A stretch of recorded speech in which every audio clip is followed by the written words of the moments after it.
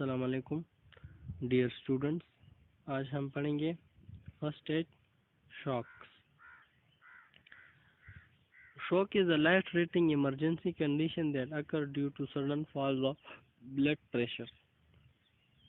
Shocks एक ऐसा emergency condition है जिसमें अचानक पेशेंट्स का ब्लड प्रेशर डाउन होता है, जिसको हम शॉक कहते हैं। Type of shocks. Some type of shock are discussed below. Cardiogenic shock. अब टाइप ऑफ शॉक का मतलब ये है कि जिस वजह से उसका ब्लड प्रेशर एकदम डाउन हो गया, गिर गया, तो उसका कॉज वही है, मतलब कि वही टाइप ऑफ शॉक्स है। अब कार्डियोजेनिक शॉक्स मतलब कि हार्ट प्रॉब्लम्स, दिल का मरीज है जिसकी वजह से उनका ब्लड प्रेशर गिर गया या डाउन हो गया, तो उसको हम क्या कहते हैं? Cardiogenic shocks. Hypovolemic shocks due to less blood volume in the body. Hypovolemic shock मतलब कि ब्लड का जो वॉल्यूम है वो कम हो जाना। ये एक्सीडेंटल कंडीशन में होता है जब लार्ज अमाउंट्स में ब्लीडिंग होता है। Anaphylactic shock, shock cause by any allergic reaction, और किसी भी एलर्जिक रिएक्शंस की वजह से शॉक आना, तो उसको हम क्या कहते हैं? एनाफाइलेटिक शॉक कहते हैं। Septic shocks, shock due to infectious spreading throughout the body. Septic shocks का मतलब है कि हमारे बॉडी के अंदर, ब्लड के अंदर, throughout the body blood में माइक्रो ऑर्गेनिजम्स का प्रेजेंस होना। Neurogenic shocks, it cause by damage the nervous systems, और न्यूरॉन्स का डैमेज होना, उसको हम क्या कहते हैं? न्यूरोजेनिक शॉक कहते हैं। Causes of shocks. Few important causes of shocks are below. Heart problems, low blood volume in the body, change in the blood vessel permeability and diameters, heavy external or internal bleeding, widespread infection in the body, allergic reaction to any drugs. जो हमने ऊपर types पढ़े, उसी तरह जिस तरह नाम से ये टाइप ऑफ शॉक है, वही उसका कॉज होगा। Sign and symptoms of shocks: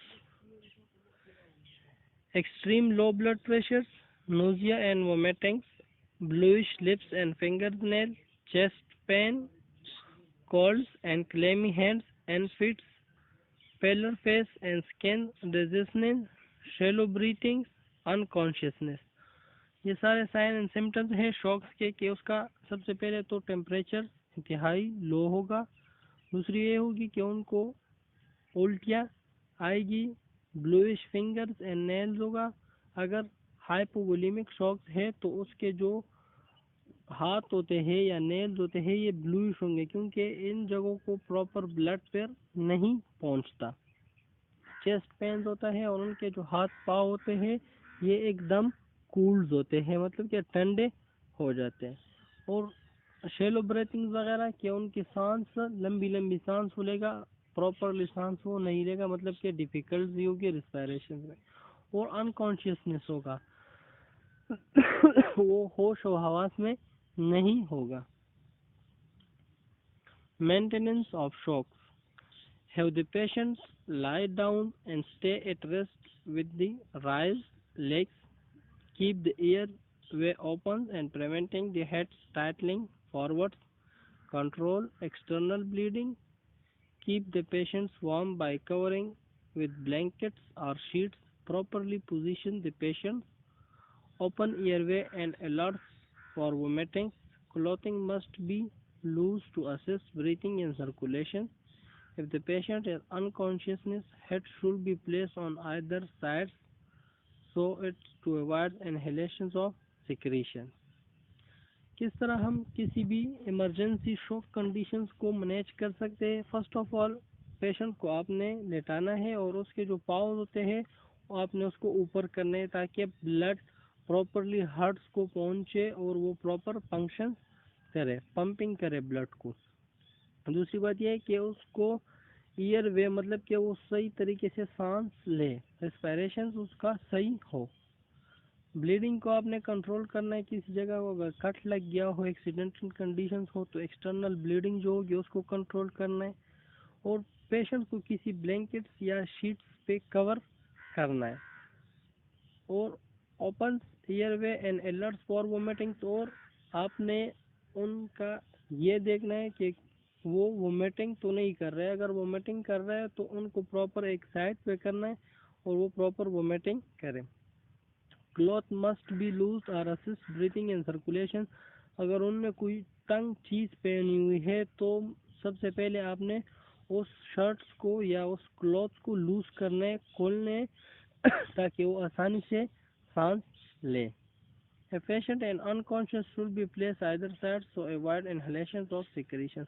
और अगर कोई पेशेंट अनकॉन्शियस है तो उसका सर जो है एक साइड पे करना है ताकि ये प्रॉपर इनहेलेशन ऑफ करे, या कोई अगर वो वोमिटिंग वगैरह कर रहा है तो वो प्रॉपर तरीके से करे। This is known as one picture who cover the patients with a sheet। और देखिए इसके पाँव के नीचे एक बॉक्स रखा हुआ है ताकि ब्लड जो है पाँव की तरफ से हार्ट की तरफ इजीली आ जाए, क्योंकि जो इंफीरियर वेना केवा है इसमें ब्लड जब जाता है तो ये एक लॉन्ग टाइम लेता है then superior vena cava. Thank you.